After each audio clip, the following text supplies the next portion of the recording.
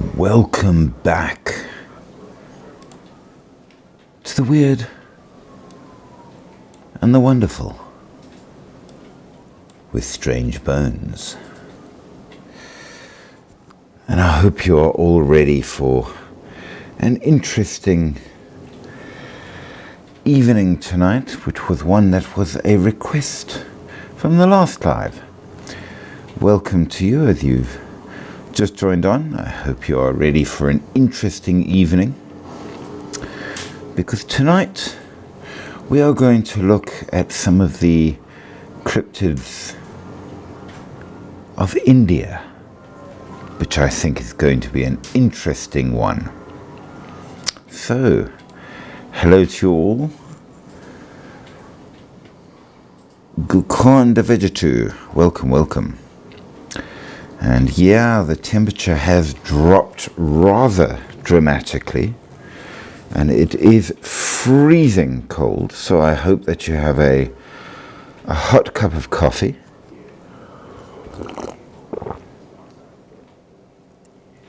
and are warmly bundled, because it is definitely a chilly evening. But welcome nevertheless. And we shall start, as we always do, with just a reminder that the one rule that we have is that don't be rude. You can have any opinion you like, you can agree, you can disagree, but if you are rude, we give you the boot. That said, we are very much in approval of as many comments as possible, and the cat has decided to come and sit on me, but she's been playing outside and is wet. Thank you, cat. Nothing like having a cat to come and warm herself on you when she's freezing cold and damp. Goodness gracious me.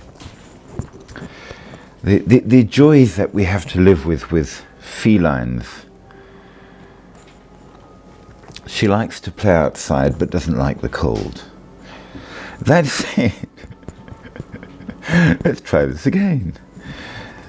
Welcome to all. Do like, share, subscribe, do all of the comments and more. Welcome especially to Snowflake. Glad to see you back. Hope you are surviving greatly the cold. How is it down by you? Where I am in the mountains, it's definitely dropping to sub-zero. So, yeah, it's definitely a chilly. That is just not fair. I live in Africa because it's hot, and what is the temperature now? I'm going to quickly check it for us. What does it say that it's making us suffer at? It doesn't at the moment. Why does it not tell us? Normally it tells me. But yeah, it dropped down to around 3 degrees. Is ek Afrikaans? Nee, ek is nie Afrikaans nie, maar ek kan Afrikaans praat as 'n mens wil. Yeah, MJ, I know that you are in Africa, but I was wondering if up your side the cold had hit. It's definitely hit down my side. So, at least Joburg is a little warm. I am far from Joburg, and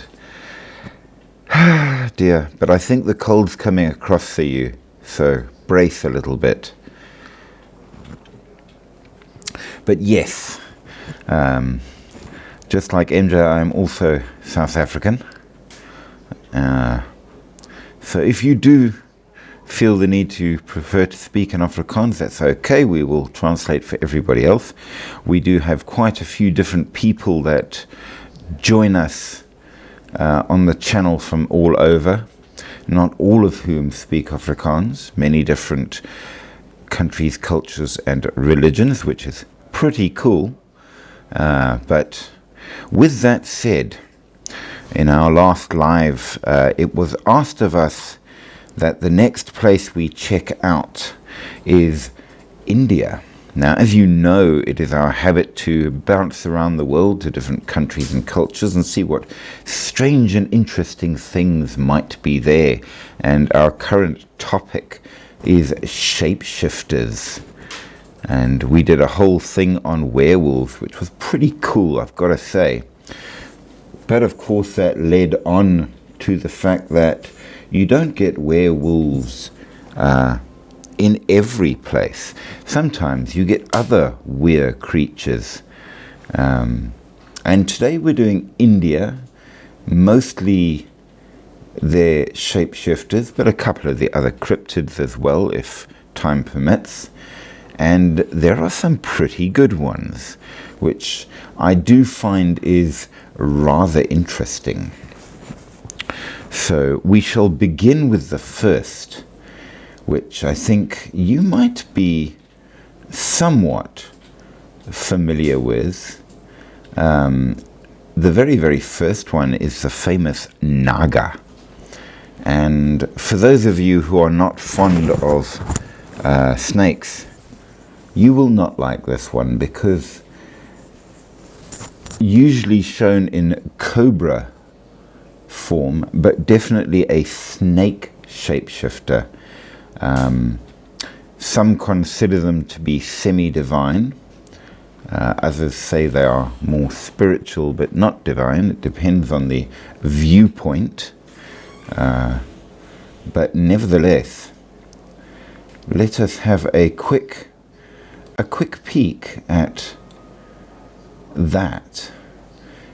So, in various Asian religious traditions, and as we know there are a few, you get the Naga, which appears to come right back from Sanskrit times, which is pretty old. They are half human and half snake, and they reside in the netherworld, what is known as Patala. But they can also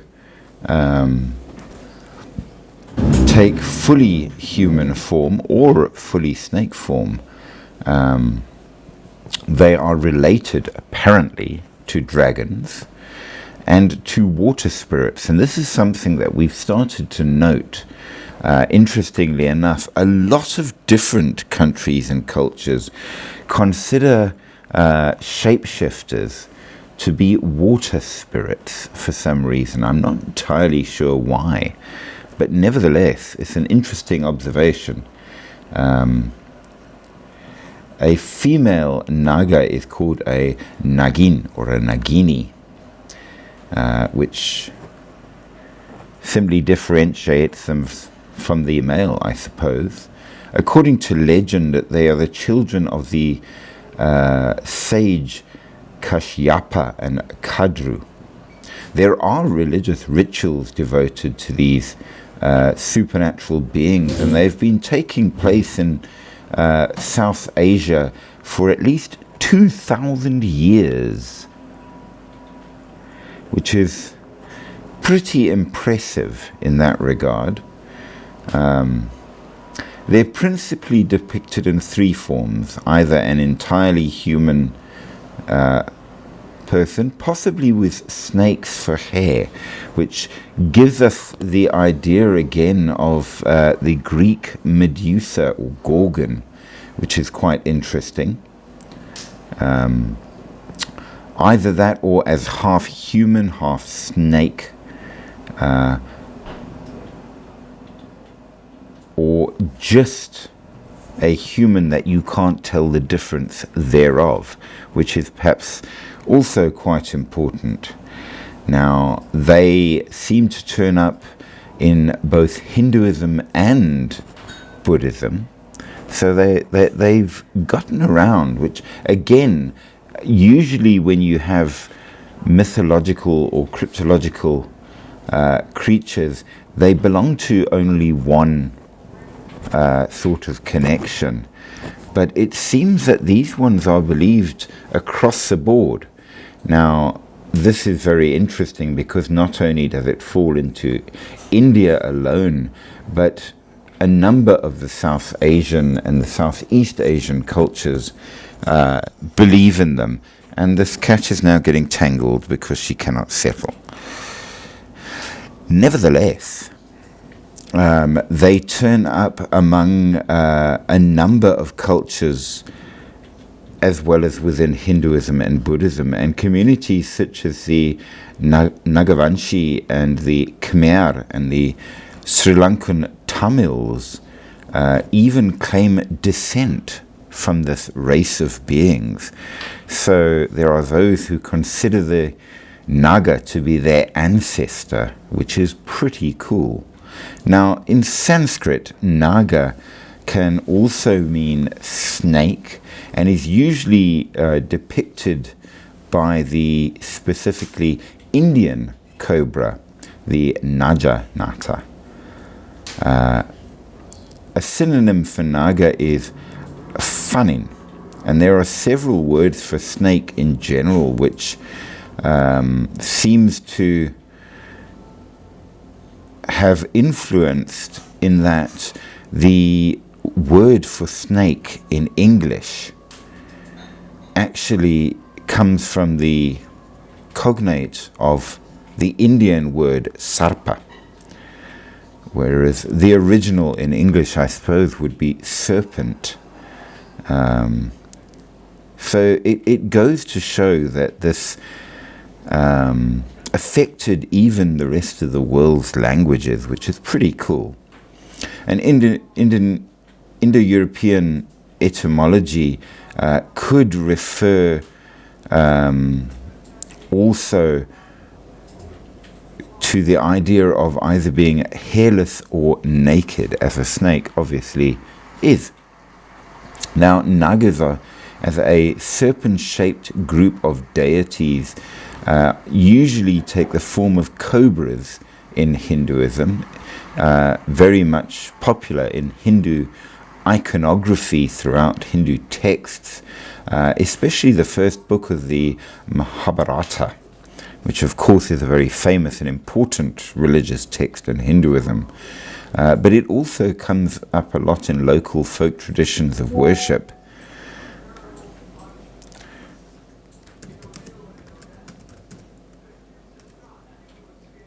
So we see it turning up quite a lot.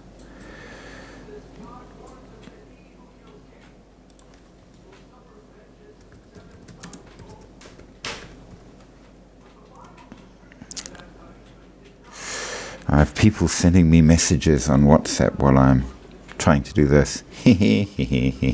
Not everybody knows I do a live at this time. So, in some region of the Himalaya, the Himalayan mountains, Nagas are regarded as divine rulers of the region, and in the Kulu Valley in Berinag, and in the valley of the Pindar River, which is believed to be ruled by the ninefold Naini Devi. Both the Nilamata Purana of Kashmir and the Swayambhu Purana of Kathmandu, the region begins their history as a lake populated by Nagas that later became drained.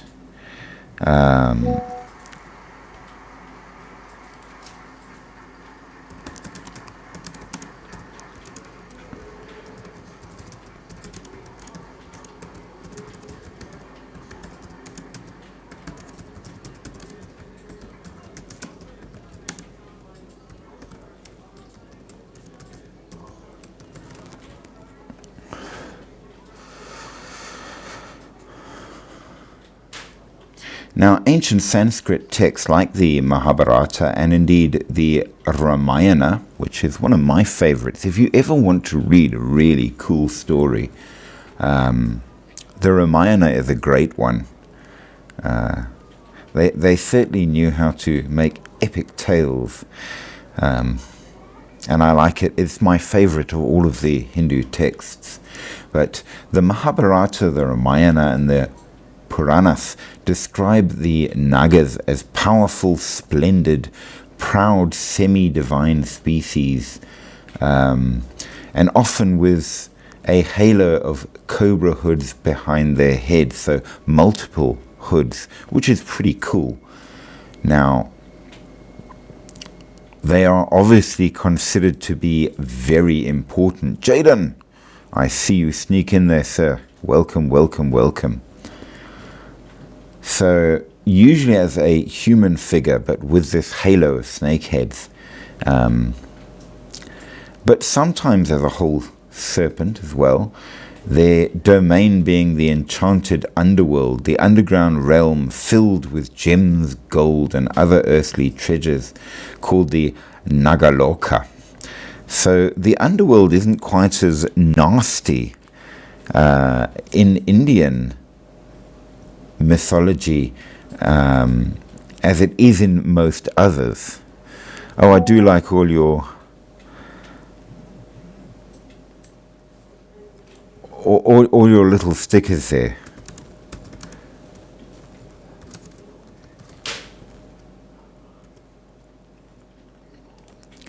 So we're doing India, Jaden. I don't know if you remember, we said we would, and we're on Nagas. So they are considered to be guardians of this realm, and it's apparently an incredibly beautiful realm down there. Jaden, how are you doing? I'm good, you? I'm freezing. Unfortunate. Is it not cold by you? It's hot. Oh God, I'm jealous. No, the temperature went down really rapidly tonight, and it is absolute freezing. It's like 24 by us. I hate you. You're not my friend anymore. Mommy, We got like 6 degrees. I can't even put the blanket on anymore because it gets too... Yo, my mic is breaking up. No, man, it is freezing in the mountains, believe me. It is freezing. Mountains? I'm in the No, Drakensberg. mountains. Yeah. Oh. Oh, that's why. Probably, yeah. Though I believe the cold's coming your side soon. No, don't say that. Because I have to go wake my father up at 4:30, so I'm gonna stay up. Ish. I'm glad it's warm for you for now then. Because we need to watch MotoGP, which is something that me and him is really obsessed with. Well, MotoGP is pretty cool. To be fair, I prefer it to the other racings. So, Okay, who's your favorite type? oh, I Who's don't your have favorite favorites. I just like the cars. I'm talking about, no, not motorsport, MotoGP. It's like the races bikes, not cars. Oh, you're the bikes, yes. But they do it with 4x4s as well, don't they? I don't know. It's all cool, nevertheless. My favorite. Off-road type stuff is what's cool. True. There's only 3 people in the life. Yeah, we get there. We've only just started. Oh, so I'm early. Yeah, we'll get there. We'll get there. Do not fear. There, you see, it's already 5. So, we're talking about Just my briefly. finger for a second, right? Like I was playing outside, I was playing rugby. I dislocated my finger for a second, so I just popped it back in. Now my finger's hurting. I don't know if I can tap. It will do that. Seeing as it's warm by you, put ice on it. It will help, believe me. It keeps the swelling down so that tomorrow, because it'll really only start hurting properly tomorrow. Trust me. Right now. Yeah, but not like it will tomorrow morning. You want it to relax. So put a bit of ice on first, and then once it's settled, then you keep it warm. Then it'll be okay in the morning. Yeah, it'll by itself. I don't have to do anything. Well, then you must live with it. But yes, so here's an interesting thing for you, Jaden. The underworld in Hindu mythology isn't like it is in most cultures. It's actually a pretty nice place. Yeah, and it's filled with treasure. Lots and lots and lots of treasure. And they say that down there are all kinds of bodies of water, rivers, lakes, seas, wells. And this is because it is the realm of the Nagas, the snake shapeshifters, and the treasure belongs to them. Okay, so I guess if I go to the underworld in India, I'm not gonna steal anything. It's probably unwise because these guardians are noted for their extreme power, being semi-divine and very, very, very venomous. Which sounds like, yeah, don't mess with them, just in case. What if you Saint Bolt is with you and he has like a strap around his waist and it's also holding you? When they're chasing you, you can just run. Well, they are semi-divined. Guko, welcome. How are you?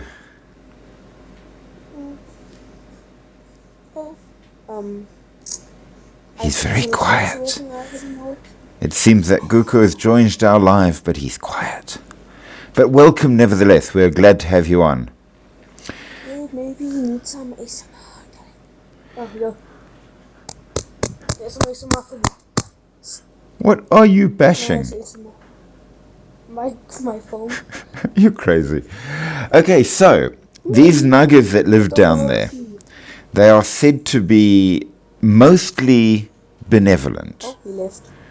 Yeah, it's okay. He's still lurking on the live. Not everybody wants to be speaking. Some people like to just listen. Well, maybe he thought he'd try. It's okay. Oh, you know what you could do? You could like make like Spotify. You could do like podcasts. Yes, you can. You can actually do it on TikTok as well. But I haven't tried that yet. I mean, you'll get way more views. I do short videos. Not Endless Sorts Bible videos. Those are. Yeah, they're quite interesting, aren't they? I watched a couple as well. AI. Especially the. Which one was that? Genesis or something. Well, she says she's going through every single book. So it's going to take a while. Books. Well, it depends. If you go with the full version, that it's 74. No, 72. I was just remembering from the Septuagint. Gigi, thank you for that. I have to stay up and I have to just stick with it. And I don't even have. Well, I need my Coke. Hey, no, wait, TikTok, it's not drugs. It's Coke, not the Coca-Cola. Coke. Snuff up. Yeah. Okay, so we're talking about for Gigi. Did you know back in the olden days, like the 1800s or the 19s, Coca-Cola was made with cocaine? That is true. So, Hindu mythology, they are benevolent for the most part, which means that they are good, they are nice, such as the Samudra Mansana, Vasuki, who is a Nagaraja, which means a king Naga, who apparently lives on Sva's neck for some reason, I suppose showing that it's a place of importance, and became the rope for churning the ocean of milk. So milk's very important in Hindu understanding. So an ocean of milk would be massively important.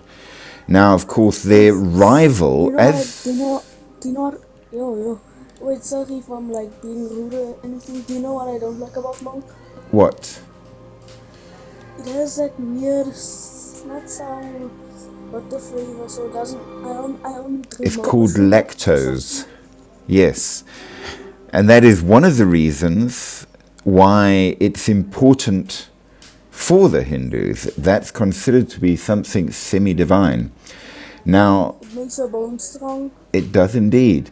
Now, in real life, as we know, for scientific side of view of things, snakes' big enemy is an eagle, because eagles are known to catch them.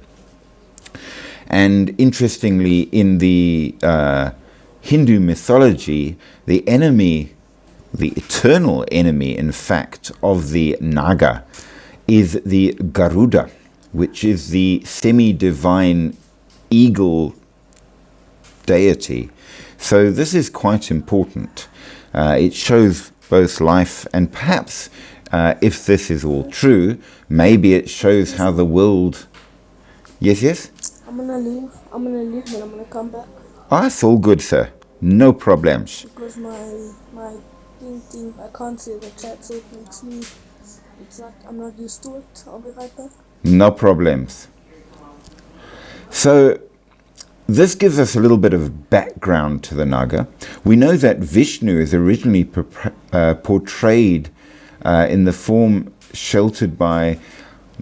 Okay, if you're Hindu, I'm going to apologize at my pronunciation because I'm not good at this, but I will do my best. So you may feel free to laugh. Okay, so he's portrayed in the form sheltered by Sheshanaga, or reclining on Shesha. Now, Sheshanaga apparently is a specific Naga. But the iconography has extended as well to other deities, as the Naga apparently are very, very important, not only to people, but also to the deities themselves, which is a very interesting thing. Now, they feature in Ganesha iconography and appear in many forms around the neck. That's something I'm not entirely clear about, because this is true, now that I think about it, you often see favored things or favored creatures around the neck of the deity in question. And it seems to be a way of showing huge importance to the creature or thing. So maybe this connects to something else. I don't know. If you do know, let me know. But we also know that certain of these snakes are used as the sacred thread, which we do know is threads are used in religious functions in Hinduism quite a lot, which is quite important. The Yanopavita, I hope I said that right, wrapped around the stomach like a belt or held in the hand, coiled at the ankles, or even used as a throne. Sva is often shown garlanded with a snake. Mehel states that Patanjali is thought to be the manifestation of the serpent of eternity. So snakes hold an interesting role in Hinduism, in that whereas most cultures and countries consider snakes to be bad, this is not the case. Snakes are good. So it gives a very different viewpoint. Now, this means that while in many cultures shapeshifters are looked on as bad things, this particular one is considered to be a very good one, but also dangerous. You don't mess with it, because after all, as you know, it can quite possibly come back and do bad things. So as we progress in South India, termite hills are believed to be the dwelling place of the Nagamas. Welcome back, Jaden. I'm just gonna leave. What? Someone's eating on me. No, he's interested in what's been saying. Just chill, life is good. Do not worry. And we're going to keep you awake so that you can last till morning. So, in the idea of a termite hill being the hidden homes. South India, if you didn't know, has got quite a few hot, flat plains, and just like in South Africa on the sort of open veldt, termite hills are all over the place, which is pretty hectic, because if each one is the hidden home of a female naga, that means there is a lot of nagas around. So that's rather interesting. Now, this is in contrast to the Himalayan nags and naginis, the male and female naga, such as the Naini Divai of the Pindar Valley, which are said actually to mostly stay in the underworld, protecting the water resources and the well-being of the villages and valleys, which I suppose, given that it is a very hot country, water would be of great importance. So absolutely. Now, in terms of literature, if you want to know more about them, absolutely the Mahabharata is the place to begin, which introduces the Nagas, describes them in detail, and narrates all their stories. It also speaks of Shesha, which is a Naga, but it is specifically just one, the cosmic snake, and also the Nagarajas, the Naga kings, which are obviously a greater and more powerful version of a Naga, and that is Vasuki, Takshaka, Airvata, and Karkotaka, and of course the Princess Lupi. All of them are explained in the Mahabharata. The Brahma Purana describes the reign of Adishesha as the king of the serpents in the Patala. And here is a brief excerpt just to give you an idea of how wonderful actually the writing is.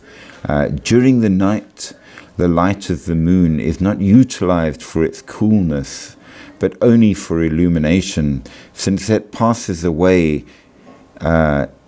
is not taken notice of by the Nagas, who enjoy with gaiety the foodstuff and edibles they consume, and the beverages they drink, nor are the Danujas and others aware of it. O Brahmins, the forests, rivers, lakes, and lotus ponds, the cooing of the cuckoo, and the other sweet birds, the pleasing skies. So it is very poetic, and it's really quite beautiful to read, but at the same time, of course, it explains the great Nagas and the snakes thereof, when they speak of the world snake with his 1,000 hoods, bedecked in the swastika ornaments. Now, here's another interesting thing just for you. Most of us around the world know the swastika as being the symbol of Nazi Germany. And I've always wondered why they chose to use it, because the swastika does not come from Germany. They took it over, if you will. It's an Indian symbol, and in fact, it's supposed to be the other way around than was used by the Nazis, and it's a symbol of life, purity, and holiness. So you will often see it used in Hinduism for that. It's a pleasure, Gigi. As I say, it's not my favorite. I'm afraid I'm not a Hindu, but in terms of stories, I have a great tendency to prefer the Ramayana, mostly because my favorite of all, in fact, do I have him here? I will show you, I do. 1 second, I'm going to grab him for you.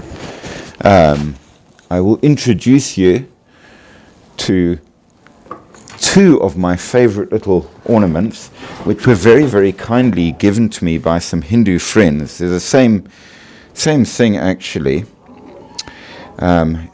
I don't know if you recognize, but there is my lad, and I have a jeweled version as well, which was very kindly given to me, and that is Hanuman. And Hanuman is my absolute favorite of all of the deities, and I've followed the evolution of Hanuman not only through Indian mythology but through Chinese as well, because of course Bodhidharma took the concept of Hanuman across to become the Monkey King in Chinese mythology. But his home and birthplace, so to speak, was of course India, and that I'm afraid is why the Ramayana is my personal favorite, which perhaps is not entirely respectful, given that the Ramayana is supposed to be about Rama, but I've always had a thing for Hanuman, even as a non-Hindu, which maybe is strange. Speaking of which, though, the Kamba Ramayana describes the role of Vasuki in the Samudra Manthana. And so that you know, you get two kinds of sort of divine spiritual being. You have the Devas and the Asuras, and both are important in different ways. So this one speaks of the Devas and the Asuras wanting to get Amrita, which we would call from the Greek ambrosia, the celestial honey of immortality. But you only can get it by churning the sea of milk. So the Devas went to bring Mandara mountain to be used as a churning rod, but they failed. The Asuras made a trial as well to prove that they could do it, and they also failed. So neither side could get the immortal drink. So the Bhutaganas, the gods of Shiva, also made an attempt to show that they could do it, and they too failed. So on the instruction to Vishnu, Garuda went and brought the mountain as easily as an eagle takes away a frog. Now Vasuki should be brought. The Devas and the Gairavas failed in the attempt also, and Garuda, who was haughty of his strength and speed, went to the city of the Nagas and requested Vasuki to come to the Sea of Milk. Vasuki replied that it was a matter, if it was so urgent, then he had no objection to being carried there. And he took the middle part of Vasuki in his beak and flew higher and higher beyond the horizon, but still the lower half of Vasuki was on the ground. So he took Vasuki, folded in two, and still the result was the same, and Garuda became aware of the impossibility of carrying Vasuki and returned ashamed and disappointed. Vishnu rebuked him for his arrogance, and after this Sva stretched his hand to Patala, and Vasuki became no more than a tiny little bangle on that hand, and he was brought to the shores of the Sea of Milk. And of course it is known then that the Naga managed to churn up the Sea of Milk and succeeded where even many of the gods failed, and so gained importance and a preferential place with Sva, which is quite important. Now, of course, this also is reflected in many other stories, why the Naga are so important, and you find it in the Deva Bhagavata Purana, the legend of Manasa as well. And there you'll see that it's not only the male Nagas that have their greatest importance, but the females as well. And I do find that by and large Hinduism is very egalitarian as to gender and such. Each has their place and their great importance. And it speaks of how Manasa, the daughter of Maharishi Kasyapa,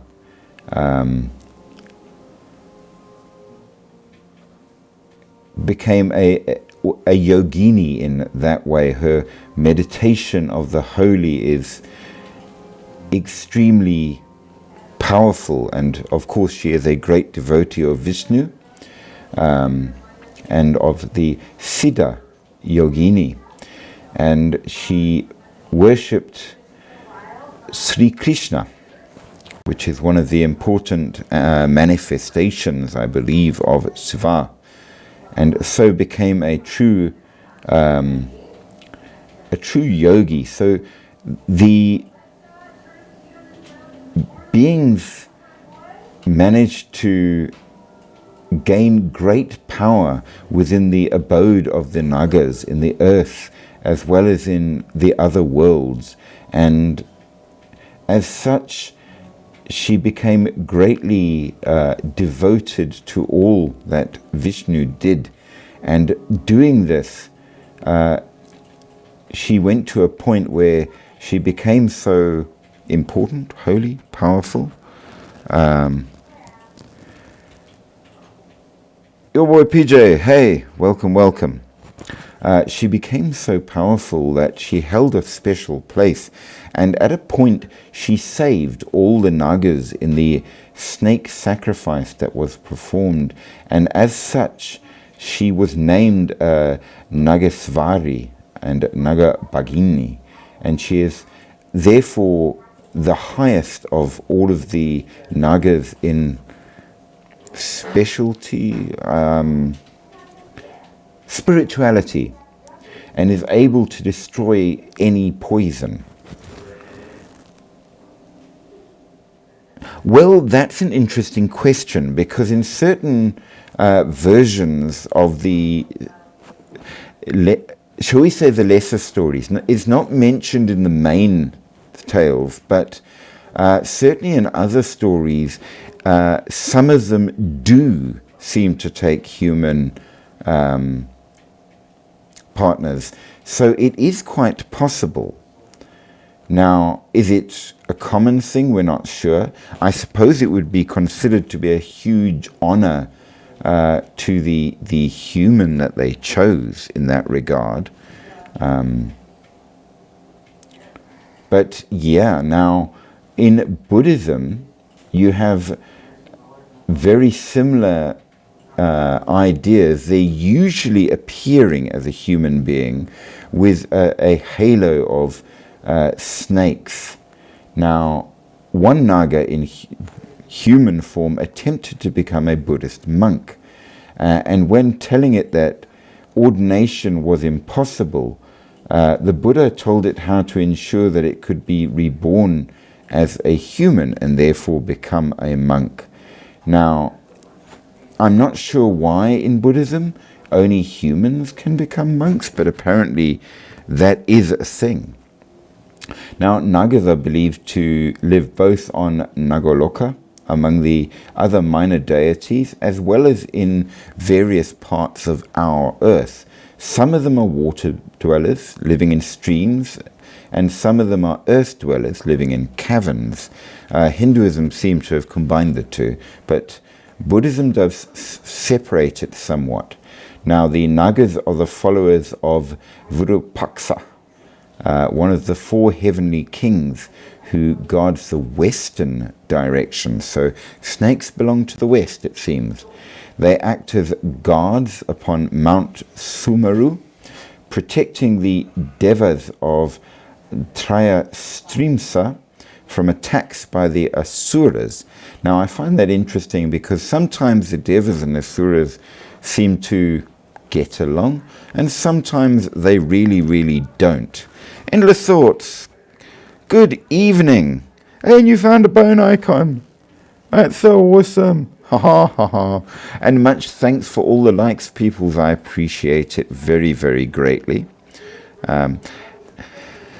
I'm surprised that Jacqueline hasn't come on tonight, because she was the one who requested this particular topic. But so that you know, we are doing shapeshifters and some other cryptids of India, and we are on Nagas, the snake shapeshifters, semi-divine and surprisingly good ones, unlike in many other cultures where shapeshifters are the bad ones. So there you go. And what do you think? I put my outdoor winter hood on for tonight, just for extra warmth. Yes, I always wear a hood when I do my lives. Why? Because it's become a thing. I don't know. And everybody comments on it. So there you go. So we see then that in the Buddhist traditions in India, the important Nagas include Mukhalinda Nagaraja, and the protector of the Buddha. Now again, you're seeing they act as protectors and assistants of the gods in many ways. So clearly important in the mythology and in the beliefs of these things. And in the Vinaya Sutra, number 1, part 3, after his enlightenment, Buddha is meditating in the forest when a great storm arises, but graciously King Mukhalinda gives shelter to the Buddha from the storm by covering the Buddha with his 7 snake heads. Remember, 7 again is important as a number in these things. Then the king takes the form of a young Brahmin and renders homage to the Buddha. So in the Vajrayana and the Mahasiddha traditions, Nagas in their half-human form are depicted as holding a Nagas jewel, kumbhas of Amrita, or a dharma that has been elementally encoded by adepts. So snakes and jewels, this is a thing we see in the Hindu version. The Nagas have the treasures under the earth. In the Buddhist version, they have a special jewel. And of course, as we know, in many, interestingly enough, in many dragon mythology stories from around the world, they are always said to have gems. Maybe there is something to that, snakes and gems, because Nagas and snakes, of course, are related to dragons and are considered to be a kind of dragon in that regard. In Tibetan Buddhism, going right north, Nagas are known as Klu or Klumo, and they are associated with water and cleanliness, living in oceans, rivers, lakes, springs, and so on, and they do not like pollution at all. So you see that what has begun in India has absolutely gone all over the world. Now, we see that the important chief disciples of Buddha, Sariputta and Moggallana, are both referred to as Mahanaga, which is the great Naga. So it's very much, again, a positive thing, not in any way negative. And a number of important figures in Buddhist history even take on the name Naga within their chosen name to show the importance. Endless thoughts. In certain versions, yes. And remember that the Berserk, there are 4 different varieties, each with its own animal, and it was said that the most powerful of them could shapeshift into their chosen animal. So the Berserk would be a bear, the Ulfhedna would be the wolf, and then you've got the boar. I don't remember the names in Nordic for the last 2. The boar, which is the guardian, yes, and the raven. So absolutely yes. And we will do the shapeshifters of the Nordic people probably in the next live. So stick for that, and we will give you as many answers as possible. That'll be, what's today? Today's Friday. It'll be tomorrow night. Yes. So absolutely. Now, in literature, we see that quite a few stories refer to the Naga. The Naga Samyutta of the Pali Canon consists of the suttas specifically devoted to explaining the nature of the Nagas, the Devadatta chapter of the Lotus Sutra, the daughter of the Dragon King, and the 8-year-old Longnu is a Naga in that regard. And of course it explains all about this particular one, how they can transform, how they can shapeshift, and the emptiness of the physical form, which is one of the big deals in Buddhism, that emptiness is kind of the point, and they can magically transform at will. And many of the schools of Buddhism, especially the classical and Chinese, interpret the story as it shows that Buddhism or Buddhahood can be achieved by men or women in any form, which is quite nice, I suppose. Either answer of what the explanation is pretty cool. Now, they do go on to explain how in other forms of Buddhism around the world,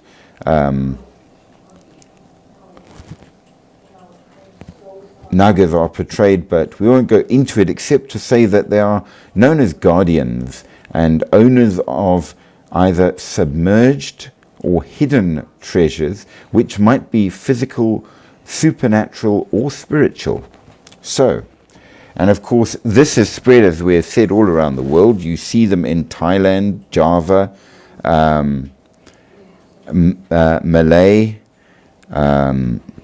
Laos, Tibet, Sri Lanka. Of course, Sri Lanka is right there by India, so it kind of counts. So we will go there as well.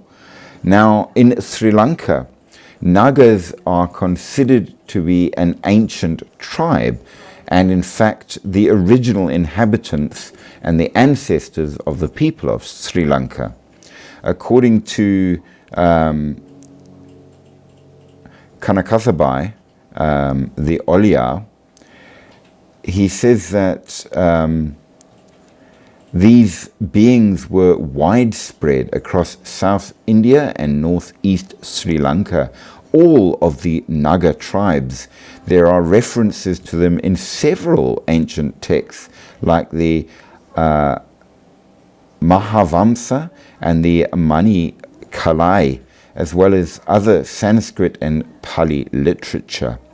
They're represented as a class of superhumans, taking the form of serpents who inhabit a subterranean world.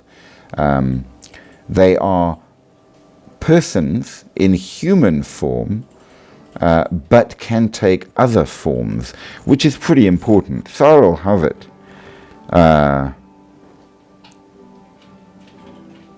Do I own a staff? I actually do.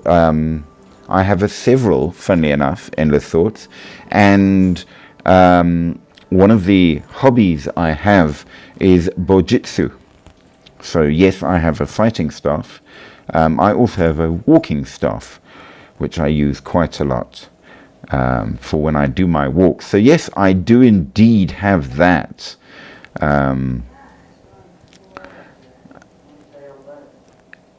This isn't actually a full cloak. This is just the hood. I do have a cloak because, as you know, though not many people do, I was actually a monk, and so I do have my original monk's robe with cloak and robe and hood and everything, and proper rope cincture still, which was made specifically for me, so I still have it. But I like hoods because I am, as you well know, very bald, and my head gets very cold.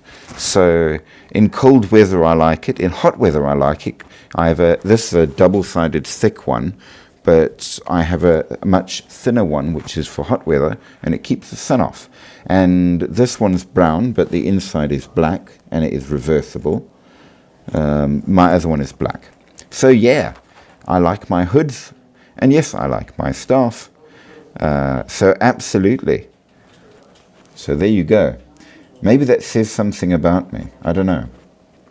Nevertheless, we see that the Nagas are very much in Cambodia, which again I won't go into.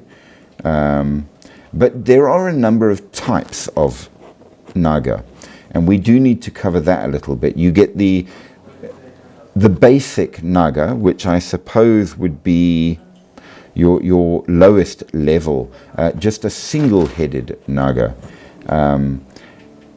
usually found in carvings, used for protection in temples, monastery, kings' palaces, and residences of deities. They symbolize that even if everything in the world is gone, a Naga will remain to bring victory and happiness to all, which is actually pretty cool by and large. You also, however, get the three-headed Kalyak Naga, born between the mortal and divine realms. They live at the bottom of the ocean as guardians of wealth, sometimes depicted as evil.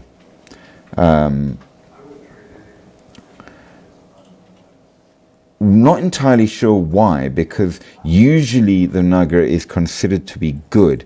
Is that why Money and Falcon is described as water? Yes. That's actually a very good point, and you are quite correct. We hadn't quite got to that bit yet, but yes. Cash flow. This is exactly it. Nagas, snakes, and that's why snakes are considered to connect to wealth as well. Money and wealth, indeed, is connected to water for this exact reason. And of course, the most important thing for living is water. If you don't have it, you're pretty much done. Now, the reason why this might be depicted in evil in certain ways is because it connects to the Hindu Trimurti. So on the left is Vishnu, in the middle is Shiva, and the right is Brahma. And the three realms, heaven, from where the Devas come, earth, where we come from, yay, and hell, the Narok realm. So it shows that it's the good, the neutral, and the bad. So it's not so much they are evil in and of themselves. I thought Naga was a food dish.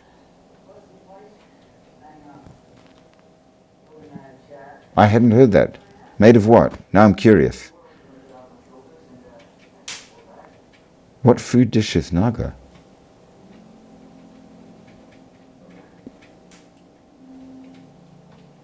I'm dying to know more. I'm going to look it up. I have to know.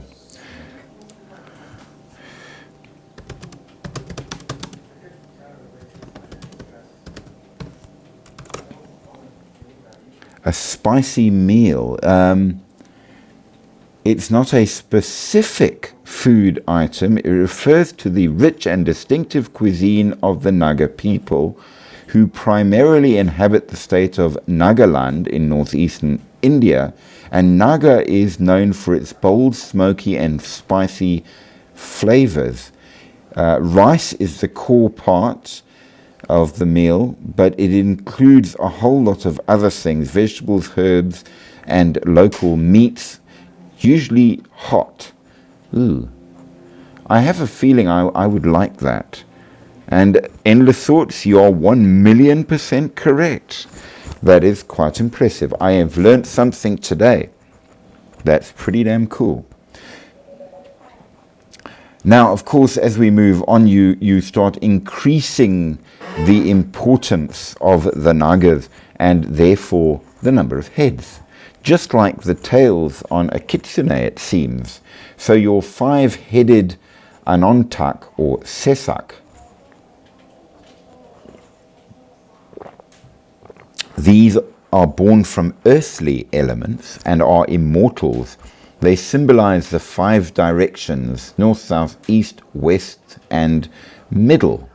I've never thought of middle as a direction, but nevertheless, it also connects to the rivers, the Ganga, or Ganges, the Indus River, the Yamuna River, the Brahmaputra River, and the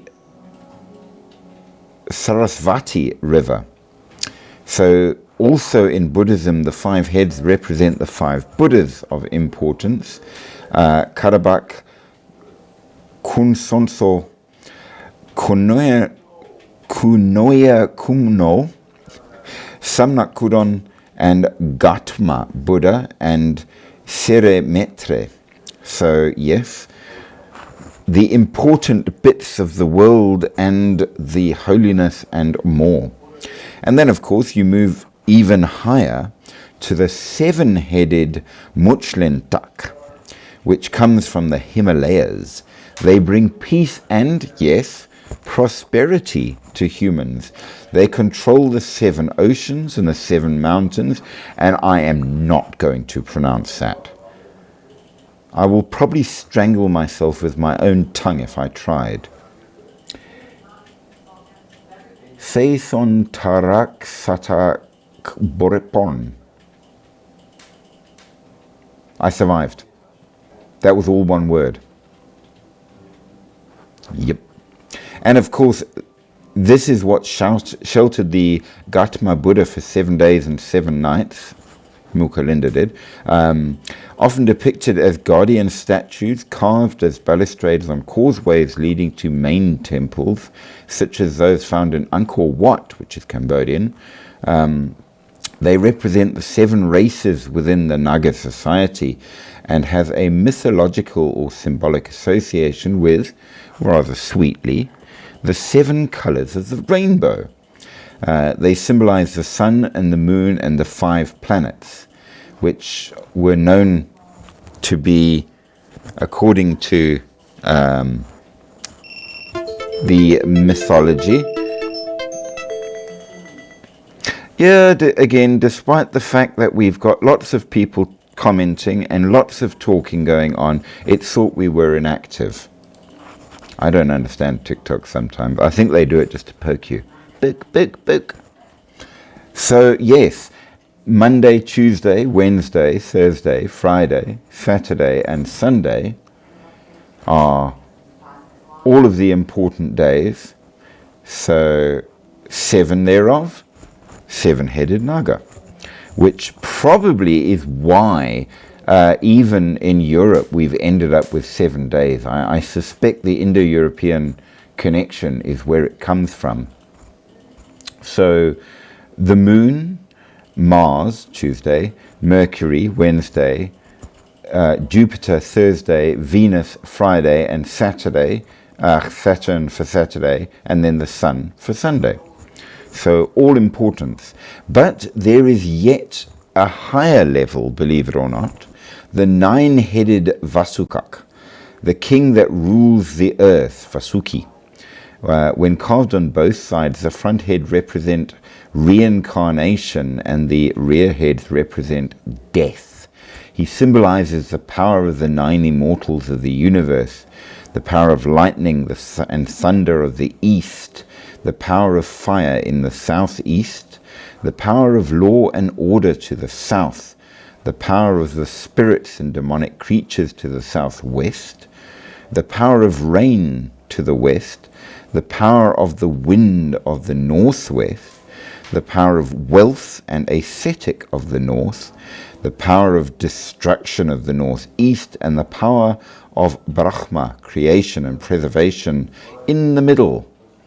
So there you go. And in Indian origin religions, there are 4 different Naga races, which are quite important.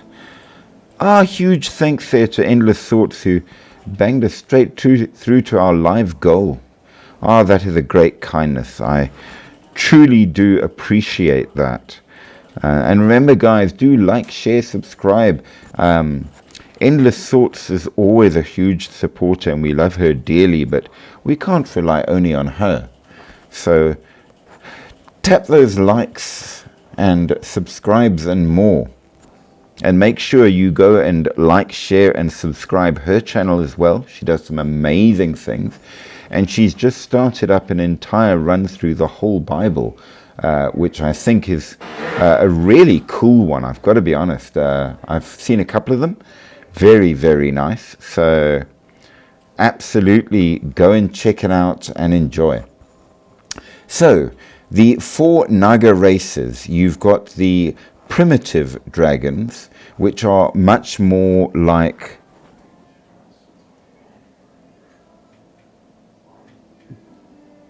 Can I wish your friend Tom Weiss a happy birthday?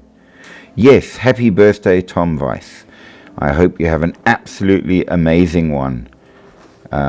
So the primitive dragons are the earth dragons. They're like the European version of a dragon, as we see it. Big wings, scaly, spits fire.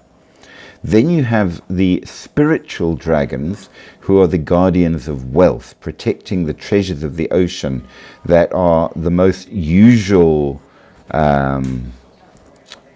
Naga type. They can take half human form when they want to. Thank you, Endless Thoughts. And yes, I always like to do the things nobody else will talk of, because I usually find that these are things that should be talked about, because knowing more of them makes us better and more human and more tolerant. But nobody seems to like to do it, so therefore I do. I encourage people to know more of lots of religions, read the Ramayana and the Mahabharata, read the Bible, read the Quran. You can learn a lot by knowing other people, even if you don't have to believe. And for Endless Thoughts, who's late, I'm going to show her my absolute favorite little statuettes that were given to me by some very, very good Hindu friends. That is my jeweled one. Oops, can you see him? He's not coming up in the... There we go. And that is Hanuman. Yes, and I have a non-jeweled version as well. Hanuman is one of my favorite deities to read about, and he's found across all over the world, so I wanted to show you. Yes, and yes, he turns up in the Ramayana, as well as a number of Chinese stories as well. And it's a fascinating thing, and of course I like him because he is the god of the staff and staff combat, and also of herbs and herbal healing. So a very cool thing to have, and of course a beautiful gift from some very good people, different people for each one, as a matter of fact. Now, as we go along, the next form of the Nagas is the divine Nagas, who can travel to heaven, that come from Lord Indra's realm, and they can become fully human when they want to, not just partly. And then finally you have the highest level of all, the supreme and divine Nagas, like Vasuki, the follower of Lord Shiva, who alone can fight the entire Garuda race. And they have many, many powers, including not just being immensely poisonous, or venomous, I should say, and incredibly strong and fast. They can also set off storms, rain, tempests, and create lands from the sea, which is pretty impressive. Now, as I said, we're not going to go into the other places where they're important, simply because those are other countries, and we will get to them in due course and talk about them when we do the shapeshifters there. But it's India that we are doing today, so we are going to leave behind them and talk about the next great shapeshifter.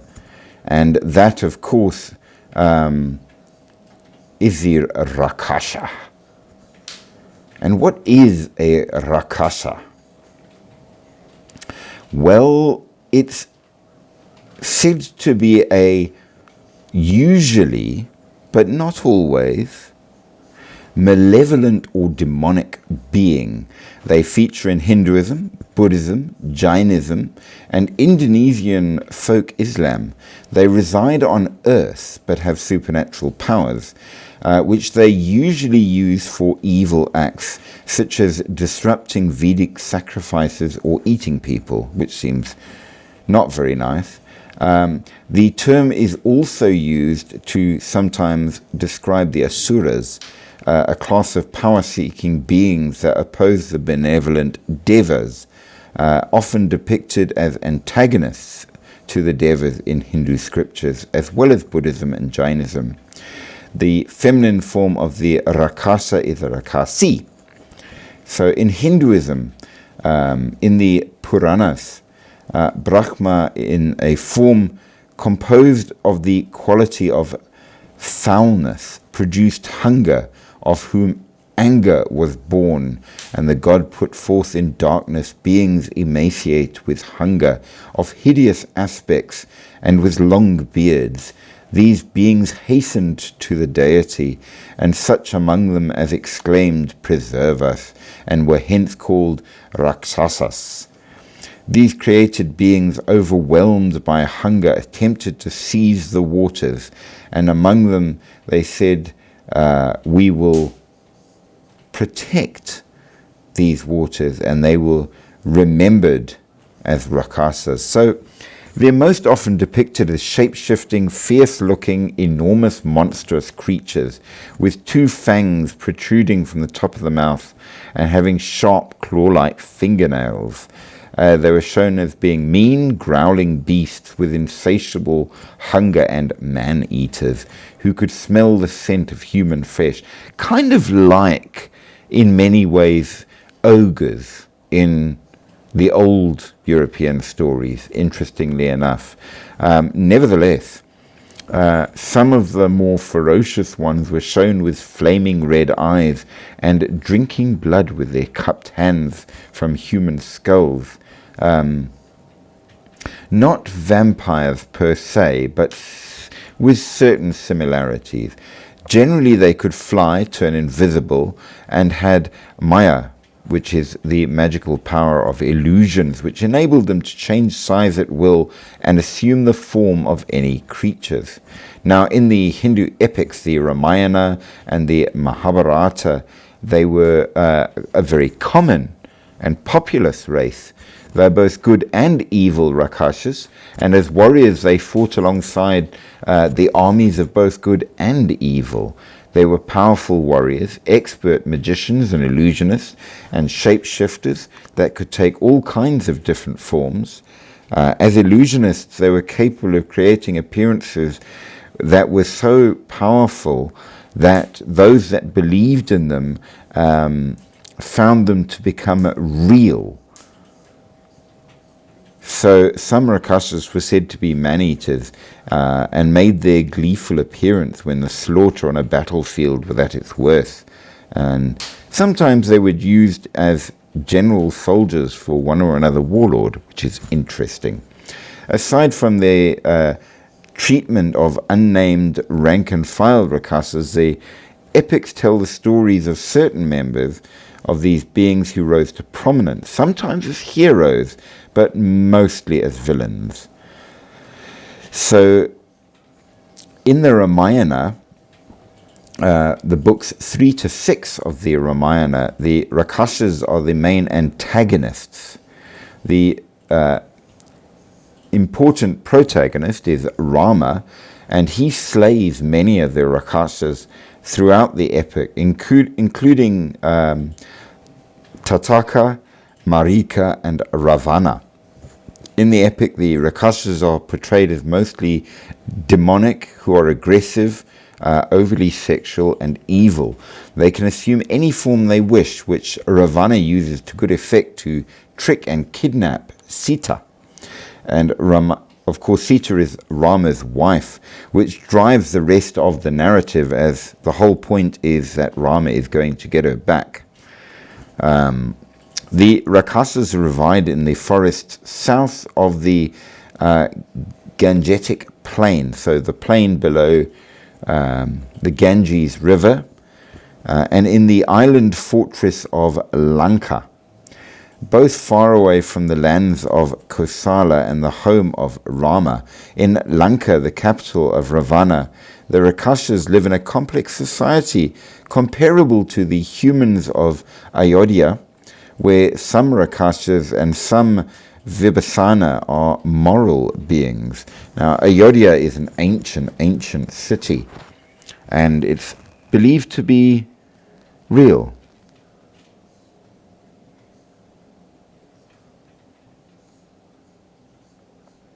Druid is still my favorite. I played World of Warcraft. I had a friend that used to be massively into it, and he got what, well, at the time, I suppose, I don't know if it still is, was one of the fastest and most powerful computers you could get. And he set it up specifically to play World of Warcraft. And I went over a couple of times, and he let me have a go on it. And I got to admit, it was very addictive. I fully agree. And I'm very, very glad that I didn't have the ability to play the game on my own, because I think that I would have ended up playing it non-stop. So absolutely. And yes, the Druid is cool, and for those of you who haven't played World of Warcraft, the main point of why the Druid is so cool is that it is a shapeshifter, and therefore can become varying beings dependent, and yeah, it's horribly addictive, be warned. Now, in the Mahabharata, there are several encounters between the Pandava, Bhima, and the Rakshasas. So Bhima killed Hidimba, who was a strong and cannibalistic Rakshasa. And when Hidimba saw Pandavas sleeping in his forest, he decided, I'm going to eat this guy. And he sent his sister Hidimbi to assess the situation, but unfortunately she fell in love with Bhima and warned him of the danger. When Hidimba confronted Bhima, he was then subsequently killed. The next interesting one is Ghatotkacha, who actually fought on the side of the Pandavas, and he was the son of Bhima and the Rakshasi Hidimbi. So there's an answer to you, Gigi, because yes, they can and do marry people, it seems, the varying possible creatures. So their son went off and became pretty important on both sides. Now, Bakasura was a cannibalistic forest-dwelling Rakshasa who terrorized the nearby human population, forcing them to take turns to give many deliveries of food, including human victims, just to keep him at bay. The Pandavas traveled to the area and took up residence with a local Brahmin family, and their turn came when they had to make a delivery to Bakasura, and they debated who among them should be sacrificed.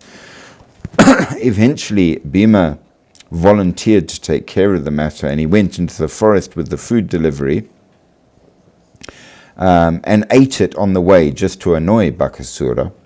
And when he got there, he engaged Bakasura in a ferocious wrestling match and broke his back.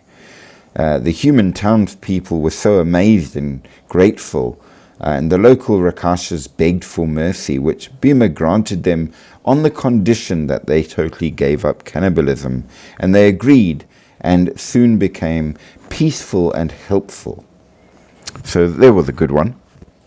The Kidmira, brother of Bakasura, was a cannibal as well, but a master illusionist, and he haunted the wood of Kamyaka dining on human travelers. And like his brother before him, he made the mistake of fighting the Pandav hero Bhima, who also used his bare hands to sort him out. Jatasura was a cunning one who disguised himself as a Brahmin and attempted to steal the weapons of the Pandavas and to ravish Draupadi, the wife of one of the 5 Pandavas. Bhima arrived in time to intervene and dueled with Jatasura and sought him out. Now, interestingly, though,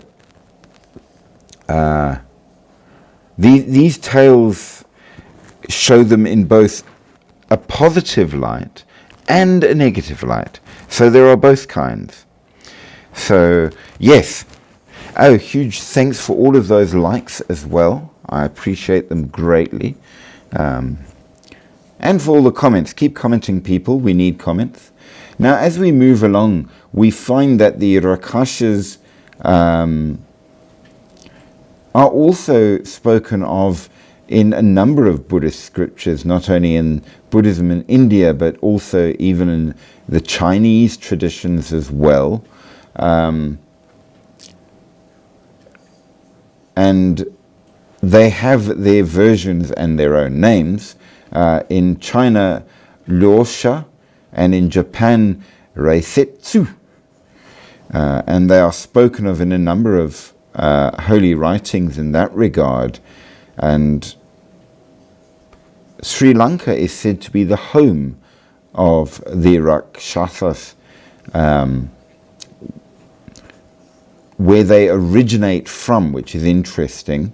One wonders what the Sri Lankans think of that. And some of them, again, are considered good, and some of them are considered to be bad.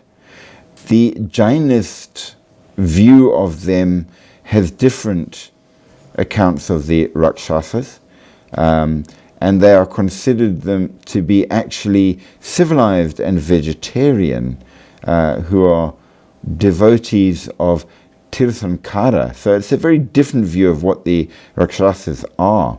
They're even mentioned in Islam, interesting enough, though they consider them bad, where they were once people whose soul were replaced by the spirit of a shayateen, and therefore became a kind of half human, half demon. So yes, you can become a Rakshasa. Next interesting thing to look at in that regard, because after all we do want, and of course we now need to go on to one which is one of my favorites, of course, because specific shapeshifters are different to general shapeshifters. I don't know what that is a picture of. Why can I not see what that is a picture of? It looks cool and bat-like. Cool. Okay, so specific like the werewolf, you absolutely have the were tiger. Now, the were tiger, known as Tekumiavi, is popular among the Angami tribe of Nagaland. So yes, Nagaland is northeastern India, I believe. Unlike werewolves, were tigers don't transform from human to animal completely. Instead, the soul of the human shifts to a tiger's body, while the human body functions normally, albeit soulless for a short time. But while in this form, the human behaves like a tiger, and the human body experiences everything the tiger body does. some kind of a thing similar to what happens in the Matrix. Other versions, however, the bat emoji. I've never seen the bat emoji. I didn't know there. I'm going to go look for one. Yeah, I know. I noticed that. It's really irritating when these things happen. I don't have a bat emoji. I got a skull emoji for me being Bones. How's that? Does that count?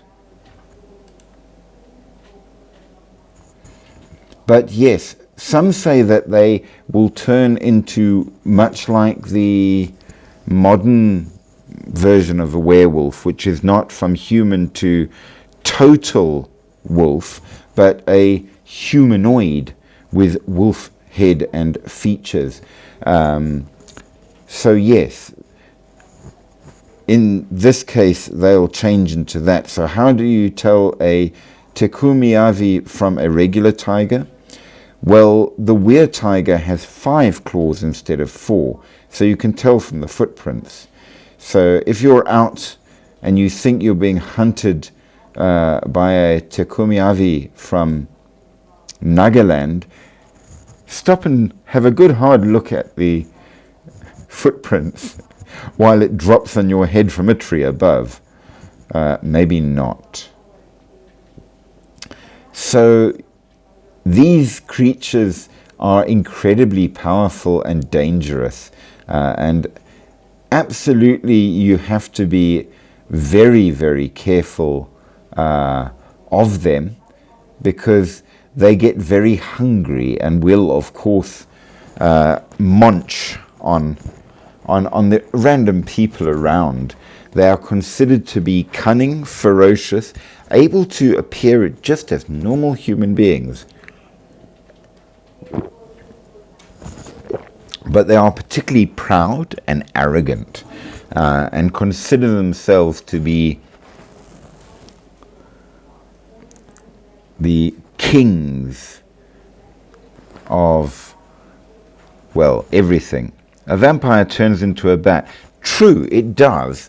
Does it count as a shapeshifter? Because shapeshifters are supposed to be human, whereas vampires were humans, even though they're dead now.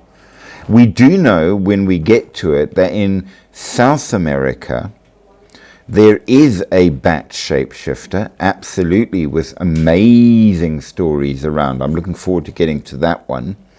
So, yes, I suppose in certain respects, a vampire is a shapeshifter. I hadn't thought of it like that.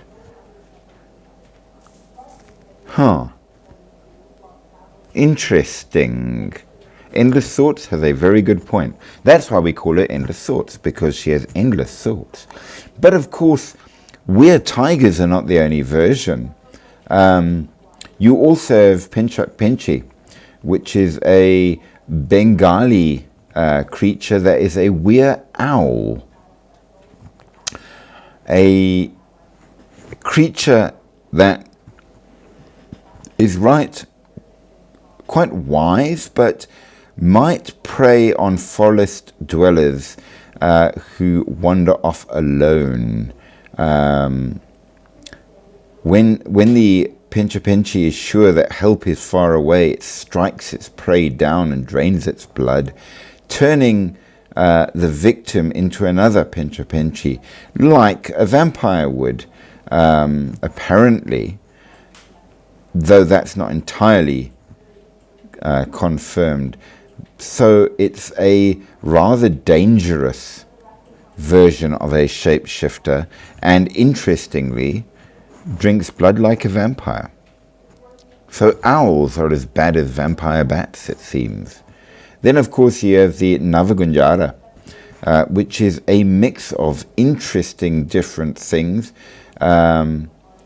which turns up in the one of the retellings of the Mahabharata. And the story goes that when Arjuna, one of the Pandava princes, was in the middle of a penance, a strange creature appeared before him, which was terrifying. And of course he tried to shoot it. It had the head and neck of a peacock, the hump of a bull, the waist of a lion, the tail of a snake, and it stood on 3 different kinds of feet: an elephant's, a horse, a deer's, and a tiger. The 4th limb was human. That's the wrong count somewhere in there, which held a lotus, and because of the lotus, Arjuna realized that in fact it was Vishnu in disguise. So, a shape-shifting from a god. Does it count? I'm not too sure, because gods are supposed to be able to do a lot.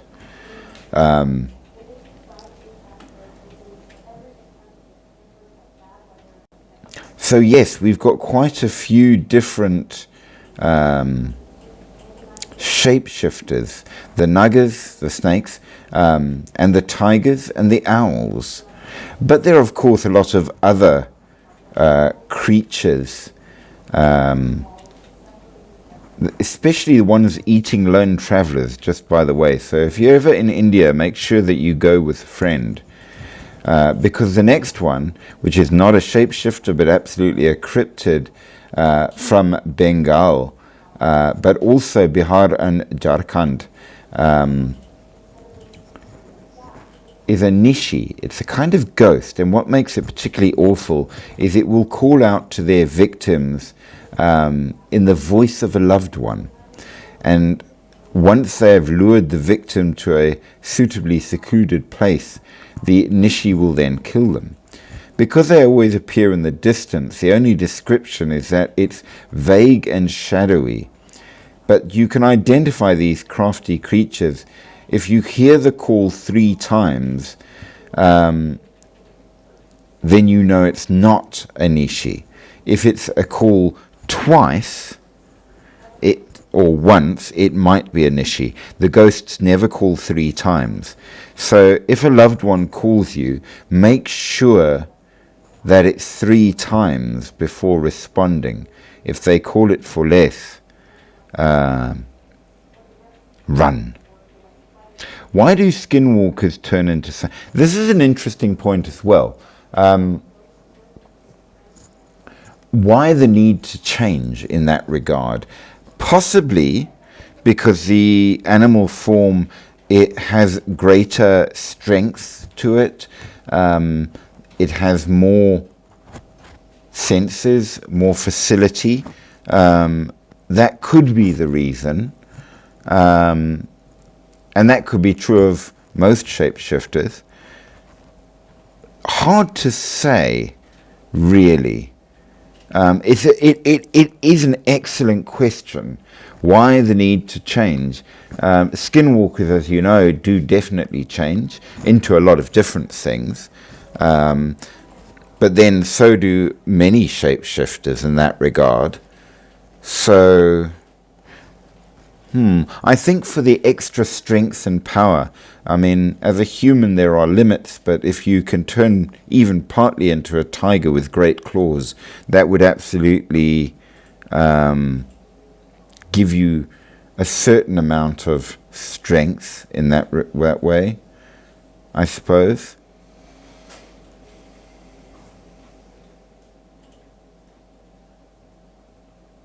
And why is it not beautiful? Well, beauty is in the eye of the beholder, I suppose.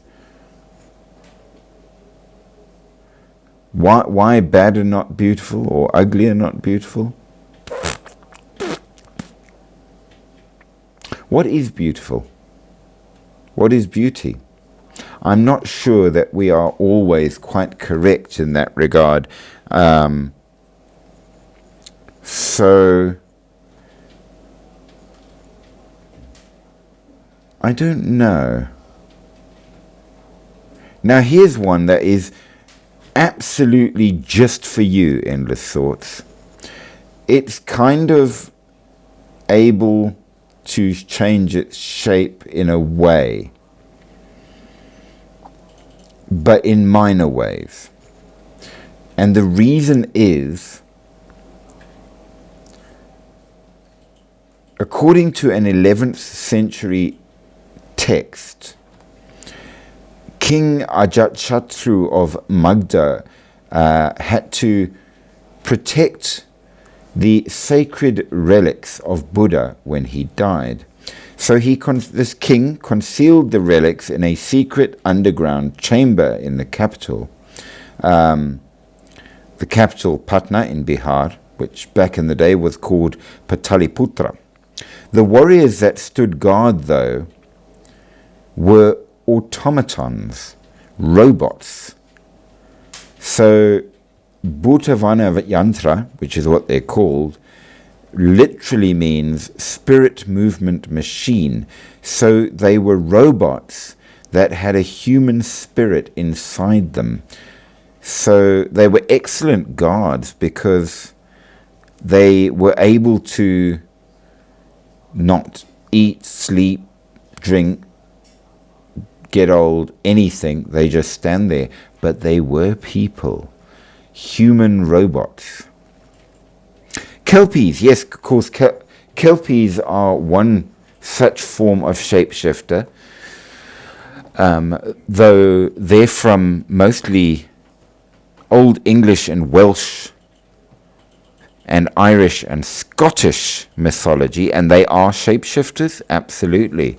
One of their shapes being a horse. And of course they are absolutely bad.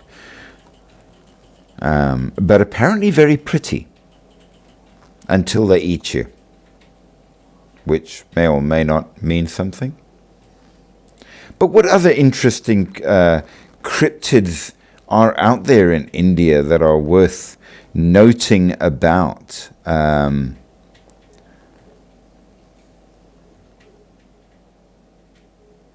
Well,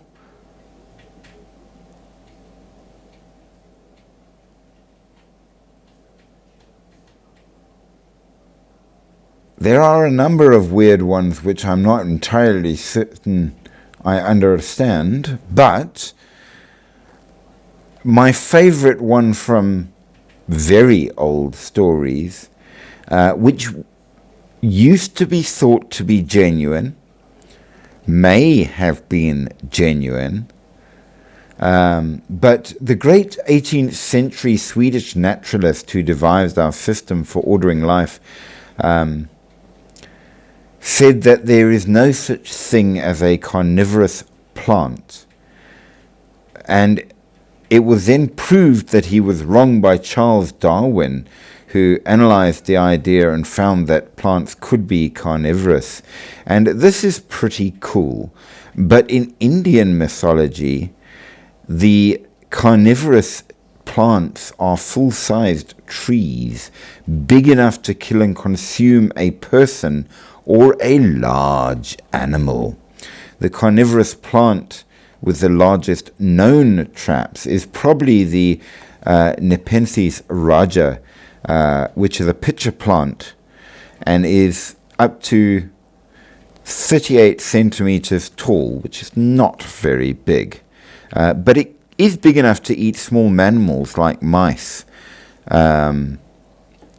They're not the full size, but in old stories, there were a great many tales of man-eating plants in the Amazon jungle and more that went round among explorers.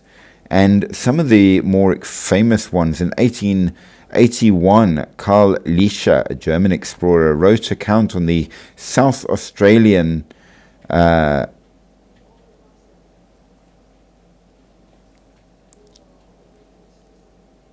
he wrote it in the South Australian newspaper about Madagascar. You have to get the order of the words right. I don't do braining very well. Okay, so there's a particular tribe known as the Mkondo in Madagascar who do sacrifices to this giant carnivorous plant. The slender, delicate palps with the fury of starved serpents quiver overhead as if with instinct and demonic intelligence, and then fastened upon the female sacrifice in sudden coils round and around her neck and arms, and while her awful screams and yet more awful laughter rose wildly to be instantly strangled it down again into a gurgling moan, the tendrils one after another, like great green serpents, with brutal energy and infernal rapidity, rose and retracted upon themselves, wrapped around her in fold after fold, ever tightening, with cruel swiftness and savage tenacity, fastening upon their prey, which is a pretty creepy idea. So apparently people believed that Madagascar had man-eating trees. It was also spoken of in other places. The Yataville is a plant big enough to consume people, apparently, found in Central and South America, and with cousins in Africa and on the shores of the Indian Ocean, with a lot of different descriptions, but broadly the same as the one we've just seen in Madagascar. Then you also have the idea of one in the area known as Padrame. I don't know where the heck that is. But there they have one big enough in the forests to even eat an entire cow, which is pretty impressive. Now, varying people of the time, which was around about the 19th century, said that the locals referred to them as tiger trees, and he received many complaints from locals about cattle being eaten by these creatures, and field staff confirming that these creatures were out there, and they'd even felled a couple. So, carnivorous trees, anyone? Now, interesting, because you wouldn't think it, but in the Himalayas around India, you also get the Yeti. So it's not only in other places like Russia and Tibet and Nepal and all of that, and as we know, North America, Canada, and all of there. It's an Indian creature as well. So we find that the Tibetan ones are generally white. But the ones down further south in the warmer places are often described as brown. So seems sensible. Different place, different environment, small changes, same thing. And actually, it seems that it's from there that we get the name Yeti, Yeta, the rock thing. And they're mentioned in Buddhist literature, pre-Buddhist literature, such as the Lecha people, who speak of them as glacier giants, Nepalese and Tibetan stories, and more. And they say that even certain bones have been brought in and are now at the Smithsonian Museum in America that are said to be from Yetis in that regard. So yeah, the ones in India are darker, so not quite the same. But Bigfoot it is, without much change in any of that. So it's an Indian thing as well, which almost proves that such things are possibly real. But did you know that the original place that stories came from of the unicorn was India. And yes, it is the single-horned, horse-like creature. And according to the description, they make careful point that the horn is a single horn from the center of the forehead, naturally grown, not that it's one that has lost one of its horns or anything like that. And it is said to have existed in ancient India, and people have claimed to have seen them. They're spoken of in a number of places. They say that people were able to even find skeletons, and in fact, Otto van Aurike actually had an entire unicorn skeleton, which he exhibited near the zoo in Onsebroek. So it seems that this creature has been out and about.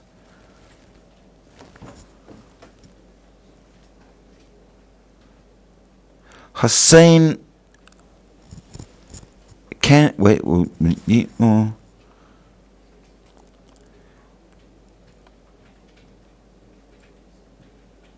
Yes, agreed. Endless thoughts.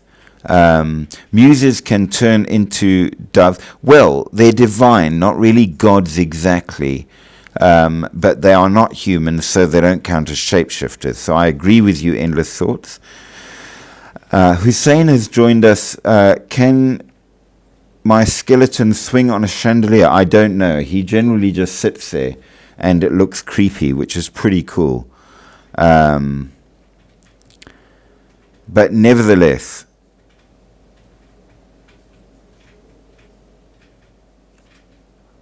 but thank you very much, Hussein, and to Heart. I don't see a name, so I can't say that, but there you go. With that said, yeah, I'm all heart. That sounds good. I don't know who Reynolds and Kevin are, so there you go. The next interesting Indian cryptid to mention is the crocotta. Now, what is a crocotta? You get them in India, but you get them in Ethiopia as well. And it's kind of wolf or dog-like, but the size of a small horse. It has a head similar to a hyena, but it has cloven hooves and a horse-like mane, a tail more like a lion, apparently, and it ranges in color from orangish yellow to brownish black, which may have either stripes or spots, so very large. And the interesting thing that is said about it is it's very possible that a creature like that, but a normal version in that regard,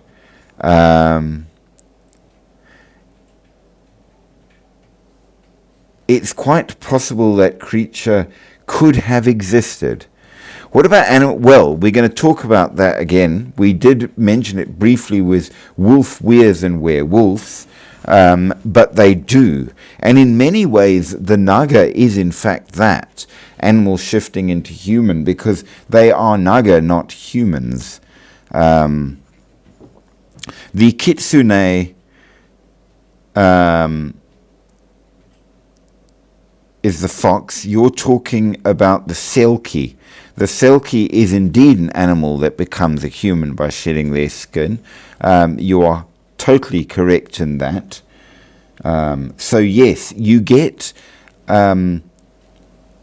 animal shifters as much as you get people shifters. Now, this giant creature may have existed in a way, but the supernatural paranormal version says that it's able to mimic human speech and uses this ability to lure victims by pretending to be someone in trouble. It's said to be very resilient, but it is able to be harmed by normal weapons. In the Indian accounts, it turned up as something. Now, just to give you an idea, the Romans were in India, and India traded with them. And according to Roman history, the Indian Crocota appeared in Roman arenas in combat.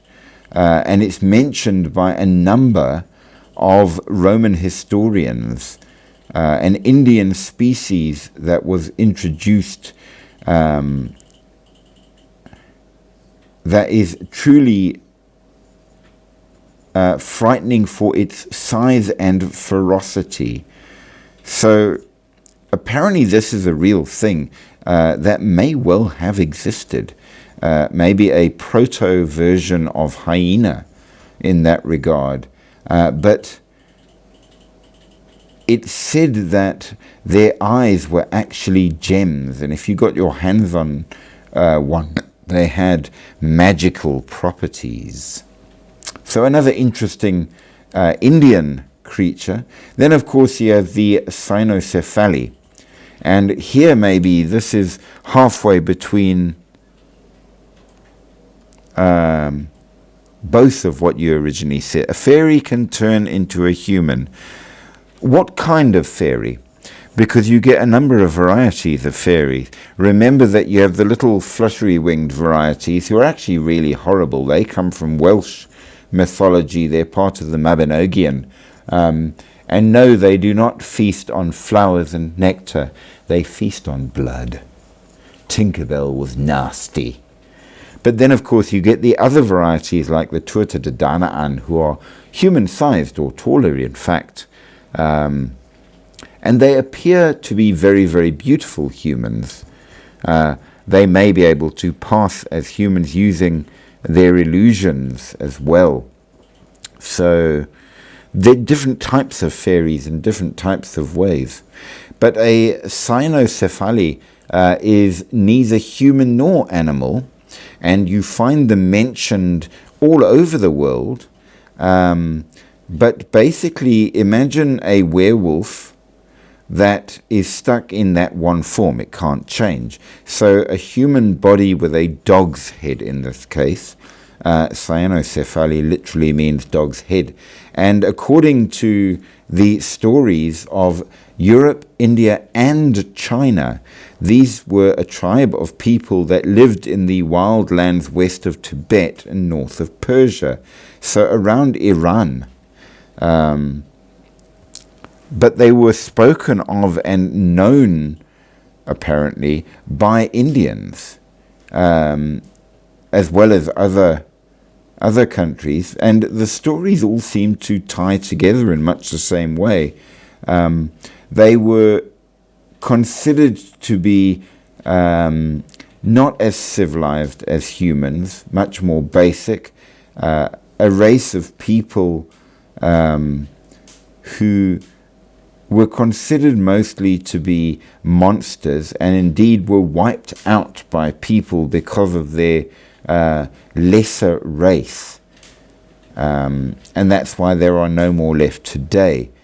So it seems a bit unkind, but nevertheless, there are no more sightings of these creatures today, simply because they were considered brutal and monstrous and had to be wiped out.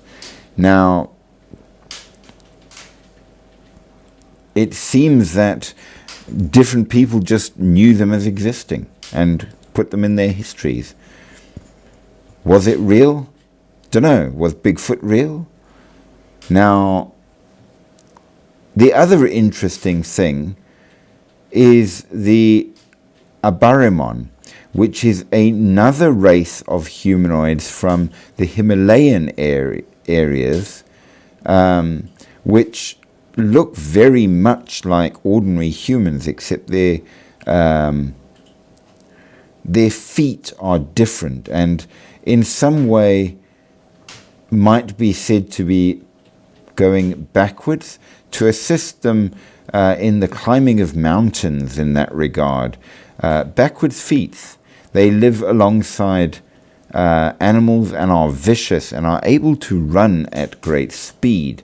They are absolutely savage, and they were found in a valley particular to an area around Mount Imaus in the Himalayan mountains. And it says that they couldn't breathe the air lower down because the valley is very, very high. This valley's air was a special quality which made it so that they never left the valley, which is probably a good thing if they were that vicious.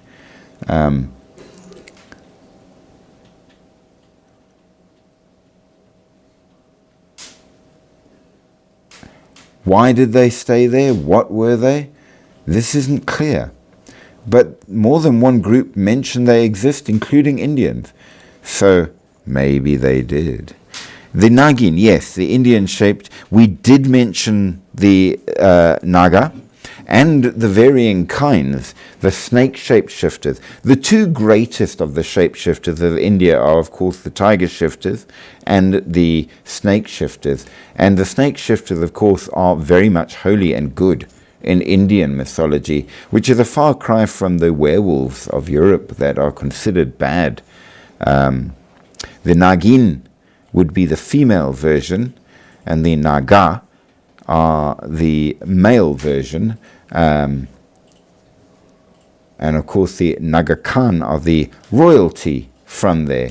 So there are quite a few things out there that are worthy of consideration in that regard.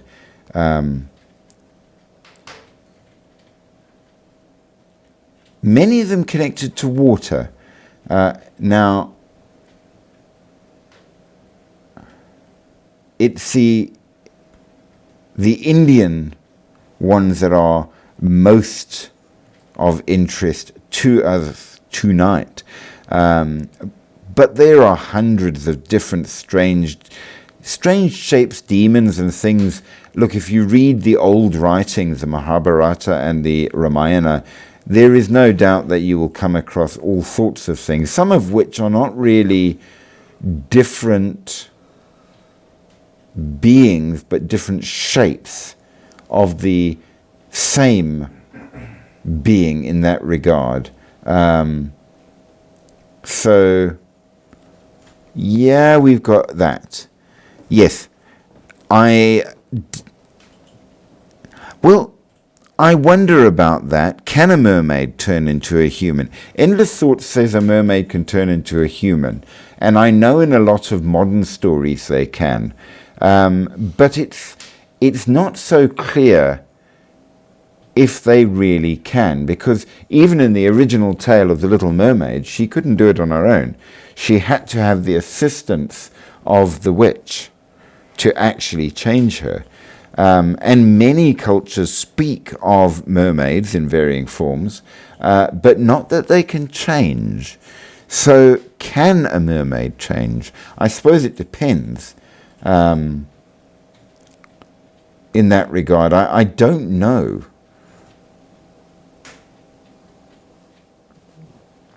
What I do know, however, is that Endless Thoughts is guilty of making me hungry, because I particularly do like chilies. And the idea of the Naga dish is very appealing to me. It's made with the Naga King chili, which is one of the hottest chilies naturally occurring in the world. That sounds absolutely delicious. A good spicy, meaty stew served on rice. Usually the meat is smoked, which is pretty cool. That will add a lot more flavor to it. So yeah, I'm good for that. Naga food. Maybe, of course, that's what Naga like to eat. I don't know. It's a good question. But it's certainly an interesting one.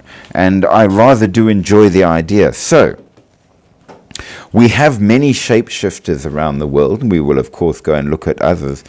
Endless thoughts. Tomorrow night, what do you say we do the Nordic shapeshifters? And we will look at the Berserk and the Alfhednar and the others of shapeshifter, the Huldra, and more. I think that will be a definite good choice to consider, which are not at all like the Indian ones, some of which are good, some of which are neutral by and large. Certainly we know that up that way your Selkie are spoken of not only in Scottish, British and Welsh mythology, but even in Nordic mythology as well. So they absolutely do have quite a range. But of the sea shapeshifters, by and large, I'm not sure that mermaids can turn into humans at all. Though Daryl Hannah did, which may or may not be cool. And, well, okay, the problem with the gods is I don't think they count. Though they are quite capable of shape-shifting, because they're not people in that sense. So Loki is a god, not a human and not an animal. But yes, absolutely, Loki was well known to change, and did, between genders and as well as shapes or forms. He's the father of Sleipnir because he turned into a female horse and then gave birth to Sleipnir, which became Odin's horse. So yeah, there's a lot of shape-shifting that does go on in that regard, but I think we must be strict and say it only truly counts as a shapeshifter if it is either a normal human or animal rather than a god.